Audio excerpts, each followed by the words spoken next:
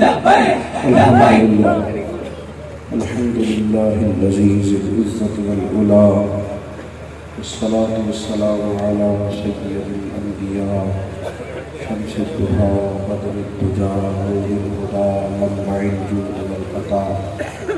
أما بعد، أعوذ بالله من الشيطان الرجيم. بسم الله الرحمن الرحيم. وداعيا إلى الله بإذنه وسراجا منيرا. صدق الله العظيم وصدق رسوله النبي الكريم الأمين، ونحن على ذلك لمن الشاهدين والشاكرين، والحمد لله رب العالمين. إن الله وملائكته يصلون على النبي يا أيها الذين آمنوا صلوا عليه وسلموا تسليما. الصلاة والسلام عليك يا سيدي يا رسول الله، وعلى آلك وأصحابك يا سيدي يا حبيب الله. سارے حضرات مشرق پڑھیے، سارے پڑھیے. الصلاة والسلام عليك يا سيدي يا نبي الله، وعلى آلك وأصحابك يا سيدي يا رحمة للعالمين. حمد الصلاة للہ. دوستو، بزرگوں، بھائیوں، جلسہ دستار فضیلت کے عنوان سے اس خوبصورت بزم نور میں میں اور آپ حاضر ہیں. اسٹیج پہ آپ دیکھ رہے ہیں کہ اکابر علماء کرام، استاد الاساتذہ حضرت علامہ محمد حسین اویسی صاحب قبلہ، استاد العلماء حضرت علامہ مفتی کشور احمد فردوسی صاحب، اور ڈاکٹر صاحب کا خطاب آپ نے سنا. دیگر بھی ماشاءاللہ مشائخ جلد و فراز ہیں. وقت کافی ہو گیا ہے. دو ایک باتیں آپ کی خدمت میں عرض کرنی ہے. اللہ تعالیٰ نے ہمارے نبی پاک صلی اللہ تعالیٰ علیہ وسلم کی جو شانیں بیان فرمائی، تو ان میں سے ایک بات یہ ارشاد فرمائی کہ وداعیا الی اللہ بإذنہ وسراجا منیرا. فرمایا میں نے اپنے محبوب کو اللہ کی طرف دعوت دینے والا بنا کے بھیجا ہے، اس کے حکم کے ساتھ اور چمکتا ہوا آفتاب بنا کے بھیجا ہے. حضور داعیے الی اللہ، اللہ کی طرف دعوت ہے، اور چمکتا ہوا آفتاب ہے رسول کائنات. حضور کا جو نور کامل ہے نا، وہ انسان کے باطن کو روشن کرتا ہے.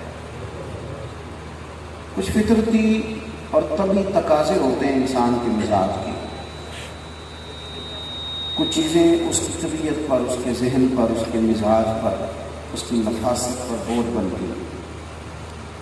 آپ کسی محفل میں بیٹھے ہوں، آپ مہربانی فرمائیں جی، مطلب ساری قوم کو ہمیں صحافی تو نہیں نہ بنانا.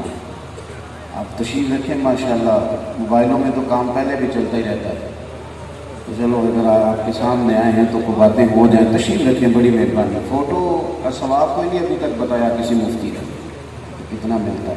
آپ بیٹھ جائیں. بڑی اس کو فوبیا تھوڑی بنانا ہے، بس ہو گئی بات. ماشاءاللہ مل جائے گا آپ کو. یہ دوست بنا رہے ہیں، یہ دے دیجیے گا کہ باقیوں کو بھی. اللہ کو رضا. چند ایک باتیں کرنی ہیں، آپ توجہ کریں. انسان کی طبیعت پر کچھ چیزیں ایسی ہوتی ہیں جو بوجھ بنتی ہیں. آپ پڑھے لکھے بھی ہوں، مالدار بھی ہوں، ڈگری بھی اچھی ہو، عہدہ بھی اچھا ہو، معاملہ فہم آدمی ہیں، آپ سیانے ہیں، لیکن یکدم فون آ جائے کہ کچھ مہمان آ رہے ہیں تو آپ ناراض ہو جاتے ہیں. پہلے بتانا چاہیے تھا، میں نے تو کپڑے بھی نہیں بدلے، صفائی بھی نہیں کی. انسان حالانکہ نہ ڈگری خراب ہوئی، نہ پیسے کہیں گئے، لیکن وہ سوچتا ہے کہ نفاست نہ ہو تو بندہ ٹھیک نہیں رہتا. آپ کو کہیں جانا ہے اور سوسائٹی میں لوگ آپ کو جانتے ہیں کہ آپ کس منصب کے اہل ہیں، لیکن آپ سب سے پہلے تقاضا کرتے ہیں کہ مجھے کپڑے بدل لینے دو، غسل کر لینے دو، صفائی کر لینے دو. آپ نہا لیتے ہیں تو آپ کو محسوس ہوتا ہے صاف کپڑے پہن کے کہ جسم ہلکا پھلکا ہو گیا. چلیں اس سے بھی زیادہ آسان بات کرتے ہیں. بٹن ٹوٹ جائے نا ایک، تو ساری محفل کی توجہ ہو نہ ہو ہمارا ٹوٹا ہوتا ہے، ہمیں فکر بٹن کی پڑی رہتی ہے. تو میرا بٹن یار، چاہے کوئی بندہ بھی نہ دیکھے، ہم پریشان رہتے ہیں، پلٹ پلٹ کے دیکھتے ہیں، پتہ نہیں کوئی دیکھ ہی نہ لے. اور بڑی تکلیف ہوتی ہے. کئی دفعہ گھر جا کے ناراض بھی ہوتے ہیں کہ آپ نے یہ کپڑا مجھے ٹھیک نہیں دیا، آج محفل میں میں نے تھوڑی مشکل محسوس کی. بس سمجھ لیں آپ بات کو، اگر ظاہر پر تھوڑا سا دھبا ہو تو انسان جی نہیں سکتا، کہیں بیٹھ نہیں سکتا، کسی محفل کے اندر اپنے آپ کو آسان نہیں محسوس کرتا. ظاہر پہ تھوڑی سی میل کچیل ہو تو تکلیف ہوتی ہے، تو اگر باطن پہ دھبے لگ جائے یہ بھی نہیں سکون لینے دیتا، یہ نہیں سکون لینے دیتا. آپ حرام کی کمائی کروڑوں میں کما لیں، سیانے آپ بڑے ہیں، لیک نہیں ہوئی بات کوئی بھی، لیکن چونکہ وہ ناجائز ہے تو آپ کے باطن کو تو پتہ ہے نا پیسے ناجائز ہے. تو گناہ کی تعریف حضور نے یہ کی کہ ماں حاق کا فی صدر ہے، جو تیرے سینے میں کھٹ کے تکلیف دیتے تھے. ہم لوگوں نے نا کچھ چیزوں کو اپنے لیے بلا وجہ کا مصیبت بنا لی ہے، بلا وجہ.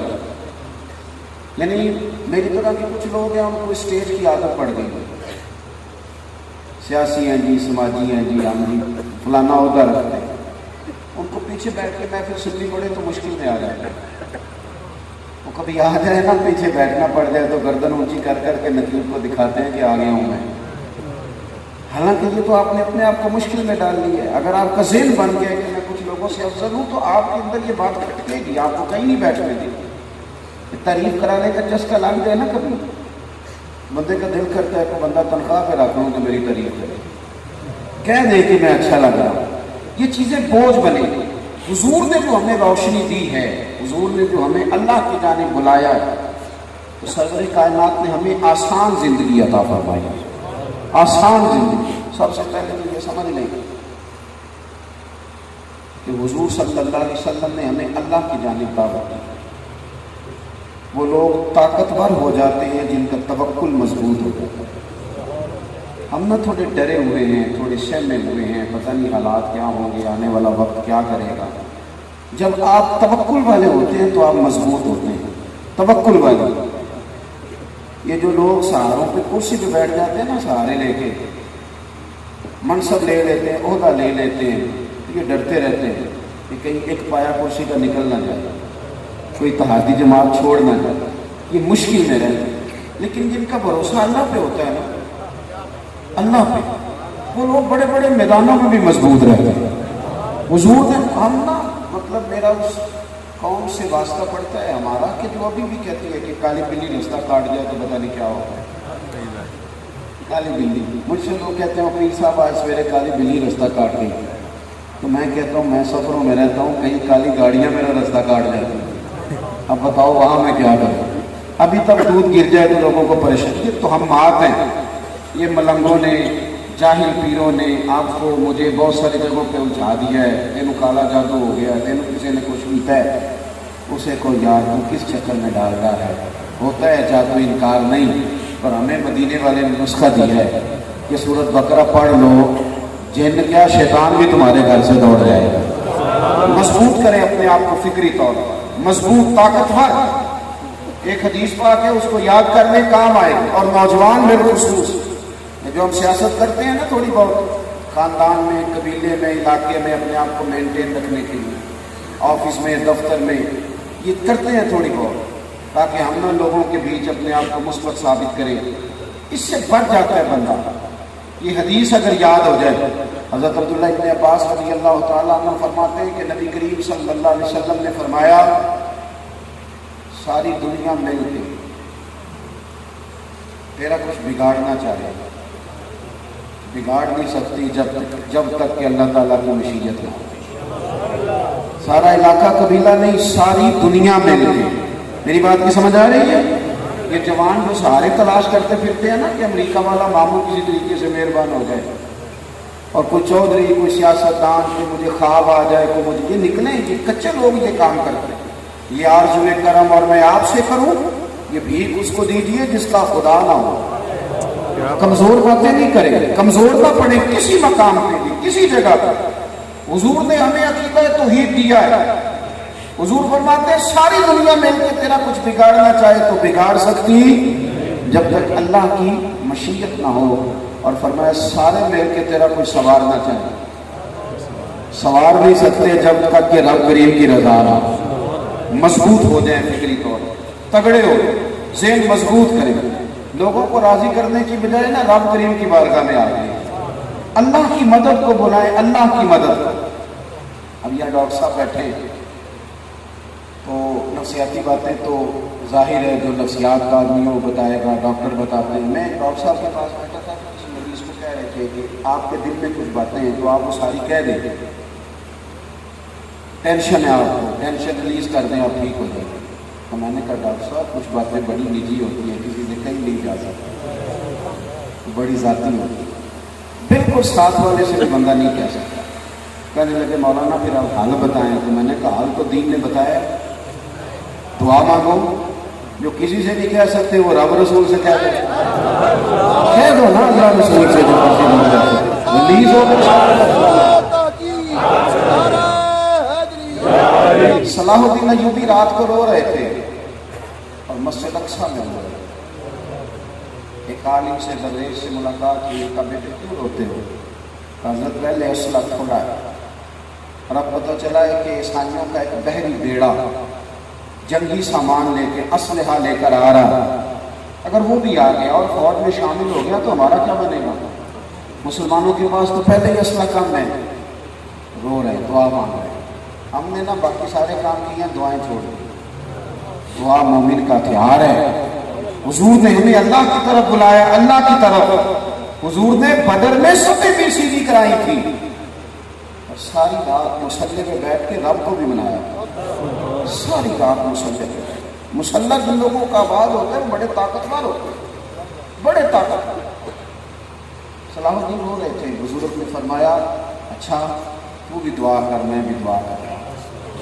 فجر میں ملاقات ہوئی دوبارہ تو صلاح الدین ہنس رہے تھے۔ بابا جی نے کہا پتر خیر ہے؟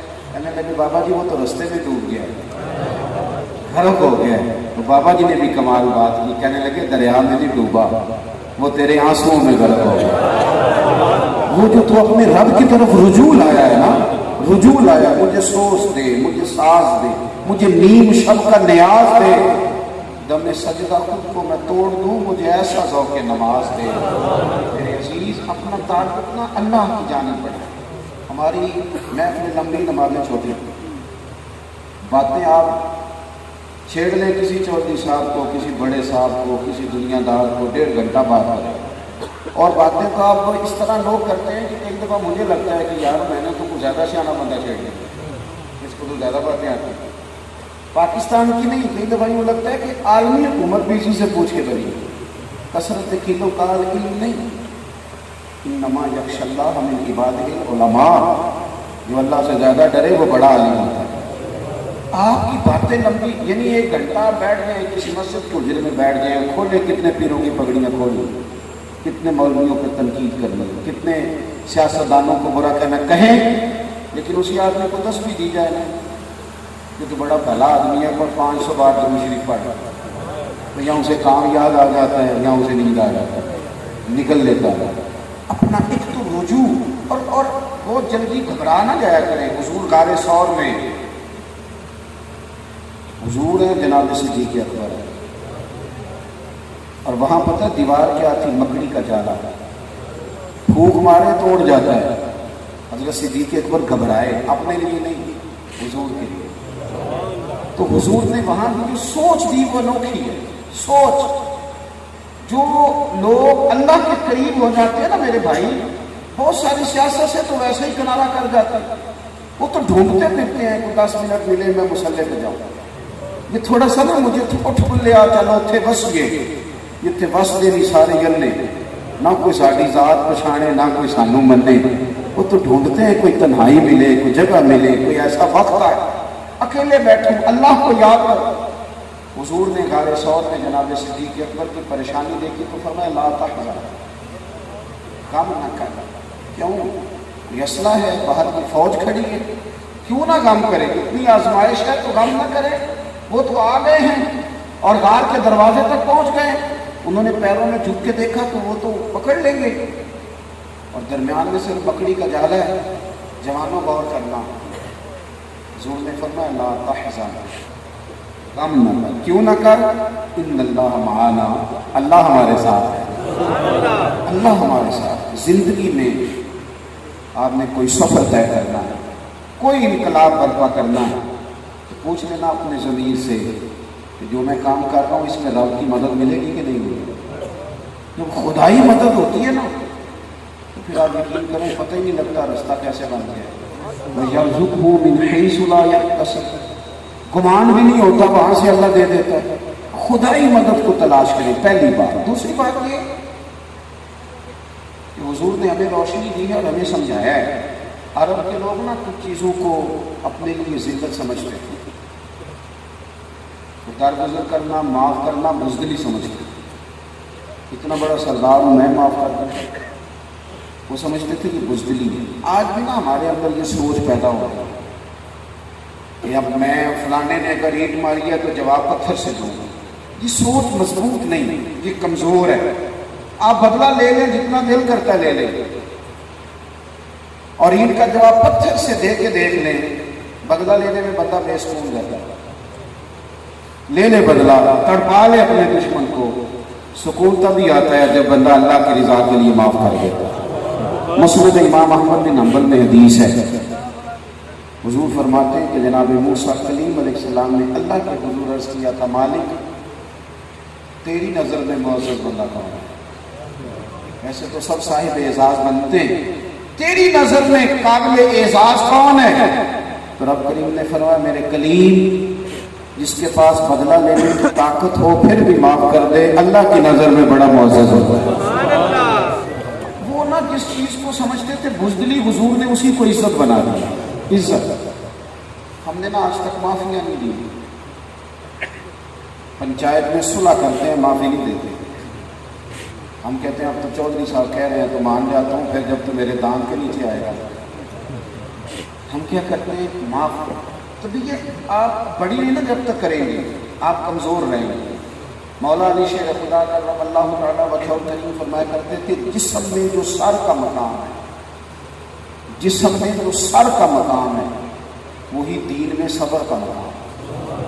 آنکھیں بھی سر میں ہیں، کان بھی، زبان بھی، عقل بھی۔ اگر آپ میں حوصلہ نہیں نا، صبر نہیں، دل تھوڑا بڑا کریں، تھوڑا نا مہربانی کریں، مطلب کہنا نہیں سننا بھی سیکھیں۔ اللہ نے زبان ایک دی ہے، کان دو دیے، اس کا مطلب ہے سنگل بولنا چاہیے اور ڈبل سننا چاہیے۔ ڈبل سننے کا مزاج بنائیں، اور میاں کہنے والے تو کہہ ہی دیتے ہیں، سننے والے کمال کرتے ہیں۔ تھوڑا نا حوصلہ پیدا کریں۔ بھلا درویش کیا کہتے ہیں؟ وہ کہتے ہیں دل دریا، بولیے گا دل، چھوٹی سی نالی کے دریا، کتنا بڑا دل ہونا چاہیے؟ دل دریا کے سمندروں ڈونگے۔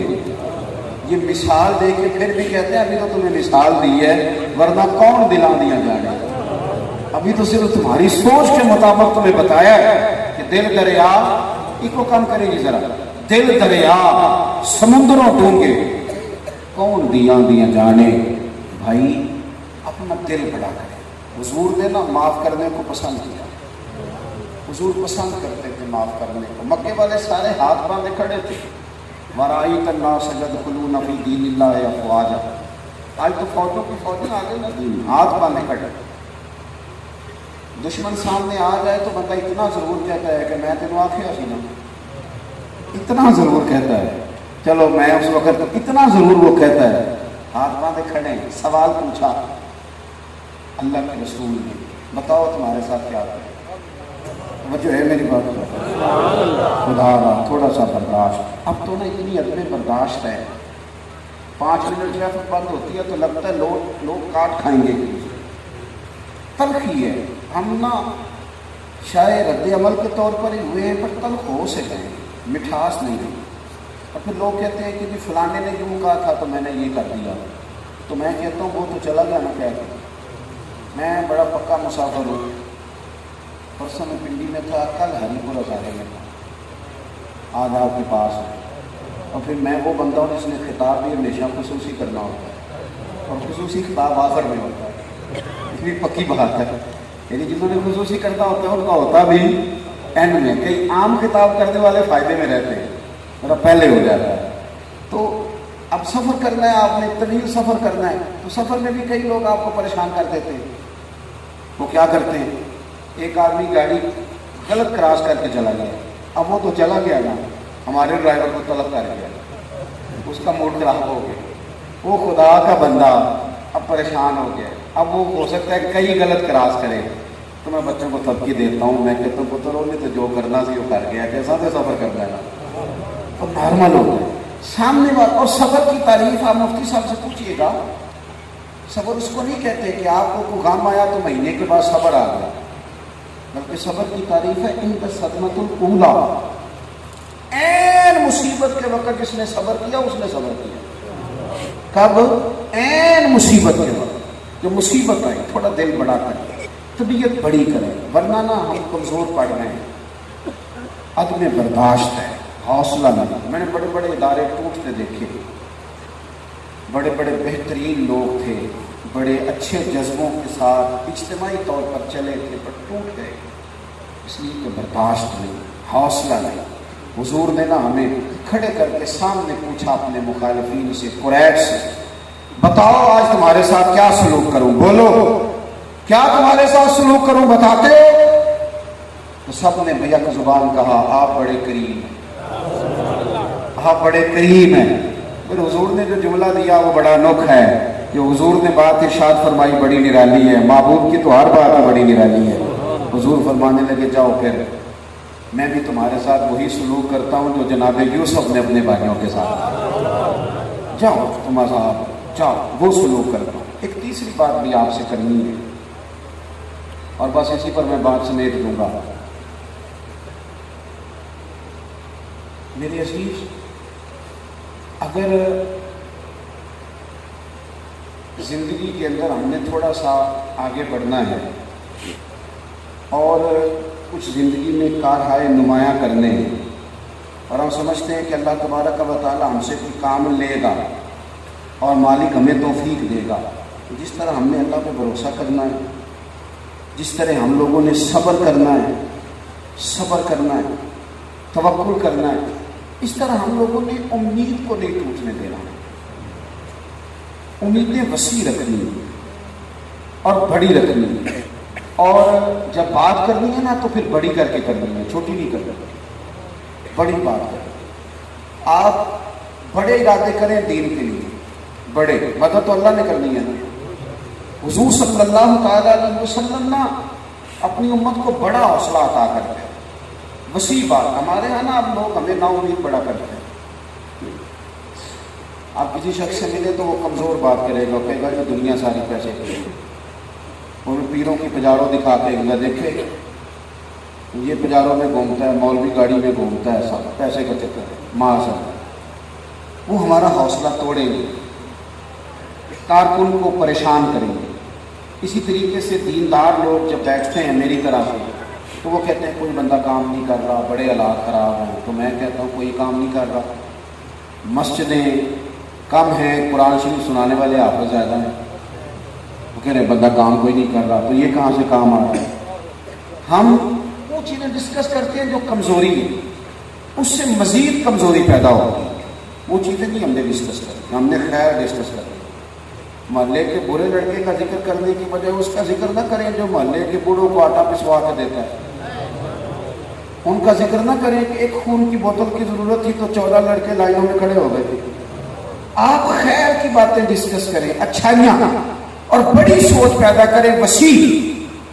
پھر آپ جب ذہن بڑا کر لیں گے تو اللہ تبارک و تعالیٰ بندے کے گمان کے قریب ہوتا ہے. پھر اللہ تعالیٰ بھی اپنا فضل, اپنی رحمت فرمائے. خندق کھودی جا رہی تھی, خندق ایک دفاعی جنگ تھی, اور اس وقت اسلام پر حالات بڑی غربت کی تھی, بظاہر پریشانی تھی. نبی پاک صلی اللہ تعالیٰ علیہ وآلہ وسلم کے صحابہ نے پیٹ پر پتھر باندھ لیے. انہوں نے ایک باندھا ہوا تھا تو سرکار نے فرمایا میں نے 2 باندھے ہوئے. حضرت جابر بن عبداللہ فرماتے ہیں 10 لوگوں کا کھانا میں نے پکایا. اور میں نے عرض کی حضور آپ چند صحابہ کے ساتھ آ جائیں. حضور نے فرمایا چند نہیں سارے ہی آئے. برکت تو پھر حضور کی برکت سے ہو گئی. یہ حال تھا, ایک چٹان نہیں ٹوٹ رہی تھی. میں تیزی میں آپ کو مضمون سمجھانا چاہ رہا ہوں. ایک چٹان نہیں ٹوٹتی تھی. تو صحابہ نے عرض کی یا رسول اللہ یہ نہیں ٹوٹتی. تو حضور نے فرمایا کہ تھوڑا مجھے دو نا. اس کا مطلب ہے پیر صاحب بھی دست مبارک سے کچھ کر لیں تو حرج کوئی نہیں. علامہ صاحب بھی کبھی کوئی کام کر لیں تو کوئی اتنا مشکل ہے، یہ بھی حضور نے ہمیں سنت عطا فرمائی ہے، یہ بھی کچھ کر لیں، کوئی مسئلے کی بات نہیں ہے، بزرگوں کی بات نہیں کرتا، اپنے جیسے لوگوں کو سمجھا رہا ہوں۔ بھائی سرکار نے نا وہ تھوڑا پکڑا، کدال پکڑی، اتر گئے، توجہ ہے میری بات؟ ابھی مکہ بھی فتح نہیں ہوا، طائف بھی فتح نہیں ہوا، غربت بہت زیادہ ہے، حالات بڑے کٹھن ہیں۔ حضور نے ایک ضرب لگائی چٹان پہ، ایک ضرب لگائی تو پتہ کیا فرمایا؟ فرمایا لو بھی اللہ نے ملک شام کی کنجیاں ہمیں عطا کر، فتح مکہ بھی نہیں ہوا اور باتیں شام فتح ہونے کی ہوں گی، اندر کھڑے خندق کی۔ دوسری ضرب لگائی تو فرمایا لو بھی یمن بھی فتح ہو گیا، تیسری ضرب لگائی تو فرمایا لو بھی اللہ نے ایران اور روم کی کنجیاں بھی ہمیں دے دی۔ صحابہ نے باہر ایک نے بھی نہیں کہا، سینکڑوں تھے، ایک نے بھی نہیں کہا کہ حضور ابھی تو مکہ فتح نہیں ہوا۔ حضور اندر بتا رہے تھے، خوشخبریاں دے رہے تھے اور وہ باہر خوشی سے جھوم رہے تھے۔ حضرت ابو ہریرہ فرماتے ہیں حضور کا وصال ظاہری ہوا، یہ علاقے فتح نہیں ہوئے۔ حضرت ابو بکر صدیق کا وصال ظاہری ہو گیا، علاقے فتح نہیں ہوئے، حضرت عمر کے زمانے میں ہوئے۔ وہ چابیاں آ رہی تھی، مل رہی تھی، چابیاں تو عمر کے زمانے میں یاد آ رہی تھی، پر ہم درود خندق کو یاد کر کر کے پڑھ رہے ہیں۔ سوچ بڑی کریں۔ ایک بات آخر میں اور آپ سے عرض کرنی ہے، بالخصوص جوانوں سے، یہ جو روگ ہوتا ہے نا، یہ آپ کے کپڑوں کا نہیں ہوتا، یہ گاڑی کا روگ نہیں ہوتا، روگ کبھی بھی زمین جائیداد اور پیسے کا نہیں ہوتا ہی نہیں۔ جو آدمی کرپٹ ہو اور بہت سارا مال بنا لے نا، لوگ اس کے بنگلے کے سامنے کھڑے ہو کے ہنستے ہیں، کہتے ہیں جھوٹا بندہ ہے، فراڈ کر کے بنایا ہے۔ روگ تو آپ کے کردار کا ہوتا ہے۔ صحیح بات، کیا بات۔ آپ چوتھے گریڈ میں کام کر رہے ہیں، رشوت نہیں لیتے، سفارش نہیں مانگتے، تو دور کھڑے ہو کے سکانے سے ڈر رہے ہوتے، کہتے ہیں بندہ ایک نمبر ہے۔ کردار کا روگ ہے، کردار کا۔ ہمارے بچے سمجھتے ہیں کہ جلدی سے نہ کوئی شارٹ کٹ ملے اور فٹافٹ نہ کوئی ہم مال حاصل کرے اور تگڑے ہو جائیں، یہ کوئی روگ ہے۔ لوگ فوراً کہیں گے، علاقے والے پہچان جائیں گے فراڈی ہے، لوگ سامنے نہ کہیں، پیچھے کہیں گے۔ کردار پیدا کریں، کردار۔ حضرت عمر فاروق رضی اللہ تعالیٰ عنہ کا کرتا اتنا پرانا تھا کہ پیوند لگنے کی جگہ نہیں تھی۔ صحابہ نے مسجد نبوی شریف میں بیٹھ کے مشورہ کیا، چلیں حضرت صدیق اکبر کے زمانہ نور تک تو بظاہر اسلام پر غربت رہی، اب تو 50,000 دینار اصحاب بدر کو مل رہے ہیں، حضرت عمر کو بھی ملتے ہیں، پر وہ مسجد سے نکلتے ہیں تو گھر جانے تک خرچ کر دیتے ہیں۔ تو ان سے کہنا ہے کرتا نیا لے لیں، اور حدیث بھی اپنی جگہ پہ موجود ہے کہ رب نعمت دے تو اثر دیکھنا پسند کرتا ہے، تو ان سے کہنا کرتا بدل لیں، کہنا چاہیے، کہنا چاہیے، کہنا چاہیے۔ سب نے کہا کہو جی، تو ایک صحابی فرمانے لگے کہنا تو ہے، پر وہ شعر بھی بتاؤ جو عمر سے بات کرے گا، وہ شعر بھی بتاؤ جو عمر سے بات کرے گا۔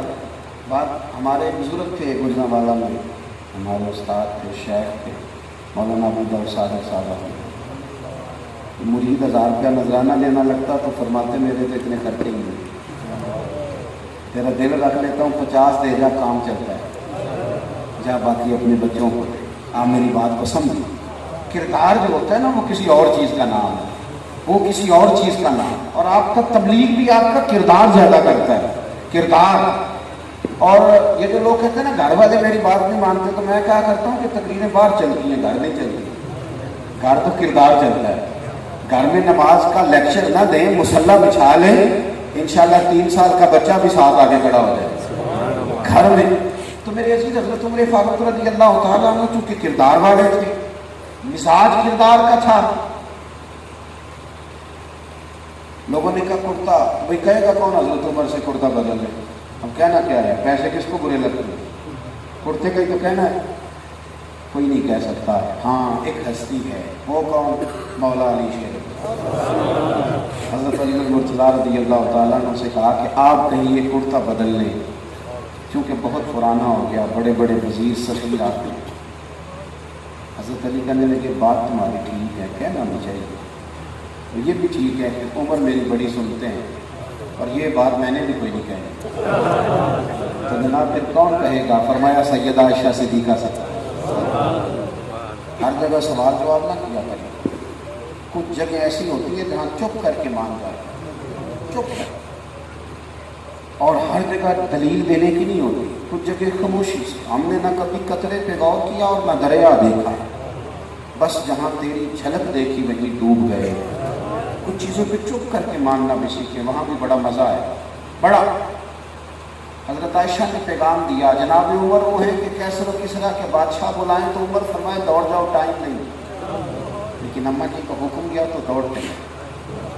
اتحیات کی حالت میں دست بستہ پردے کے پیچھے حکم ہو, تو وہ جو صحابہ سفارش لے کے گئے تھے وہ بھی کونے میں چھپے ہوئے. اماں جی فرمانے لگی, عمر بڑے بڑے وزیر آتے ہیں, کرتا وہی پرانا ہے, اگر بدل نہیں تو اب اللہ نے آسانی بھی دے دی, کوئی حرج نہیں. حضرت فاروق اعظم خاموشی سے سنتے رہے, جیسے آپ حکم کریں گے میں ویسے ہی کروں.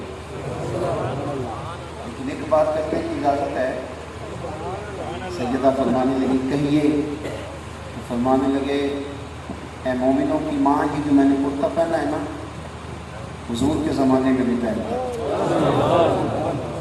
میں نے بدر و احد خندق حنین یہ چیزیں دیکھی ہیں تو اسی طرح کے کپڑوں میں دیکھی ہیں. ابو بکر صدیق جب مشورے کے لیے بلاتے تھے تو میرا یہی رنگ ہوتا تھا, پانی پر میں سہیلیاں رنگا رنگ کھڑے, جیسے پریا اس کا جانیے جس کا توڑ چڑھے.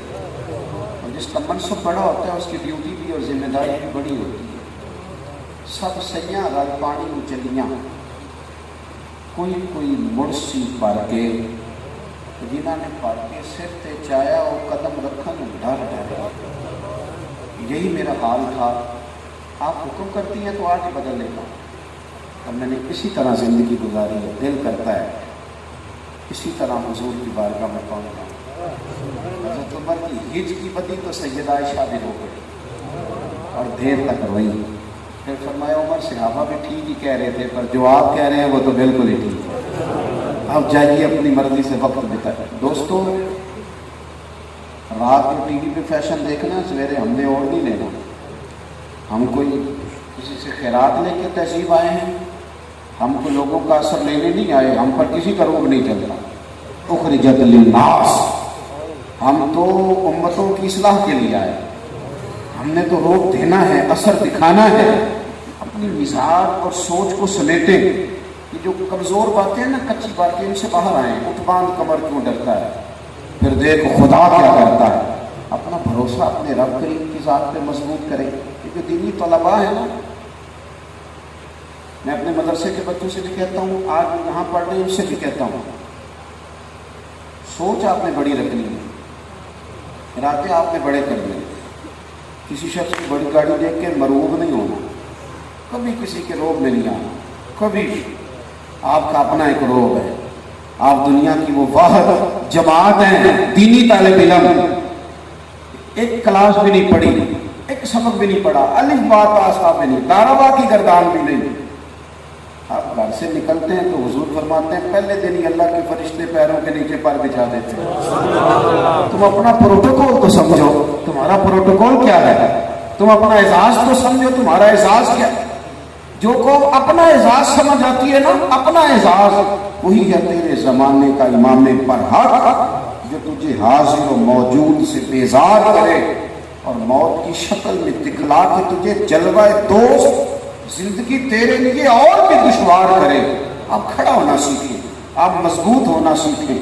اور یہ بات یاد رکھیں کہ جس دن دینی لوگ اپنا آپ پہچان گئے نا, اقبال نے کہا تھا چل اپنے ہی من میں ڈوب کر پا جا سراغ زندگی, تو اگر میرا نہیں بنتا نہ بن, اپنا تو بن. اپنا آپ پہچانے, آپ کہیں کھڑے ہوں. بڑے بڑے پڑھے لکھے بھی جو ہوتے ہیں نا, بڑے بڑے تعلیم یافتہ بھی, وہ بھی یہ کہتے ہیں پیچھے اس امام, تو پھر آپ سمجھیں نا. اور یہاں صرف یہ ہے کہ آپ کو یہی نہیں سمجھنا ہم اونچے منصب ہیں, کہ آپ کی گفتگو محتاط ہو, لب و لہجہ سونا ہو. آپ کچھ بھی ہو نا, ممبر اور محراب سے لوگ سیکھتے ہیں. آپ کے اٹھنے بیٹھنے سے, آنے جانے سے, بات کرنے سے لوگ سیکھتے ہیں. اپنے آپ کو مضبوط کریں گے.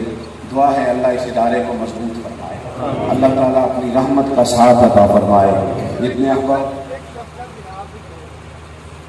60 दिन साल ਦੇ ਹੁੰਦੇ ਨੇ ਇੱਕ ਦਿਨ ਇਸ ادارے ਆਸਤੇ ਹਰ ਸਾਲ ਇੱਥੇ ਐਲਾਨ पक्का कर रहे हैं।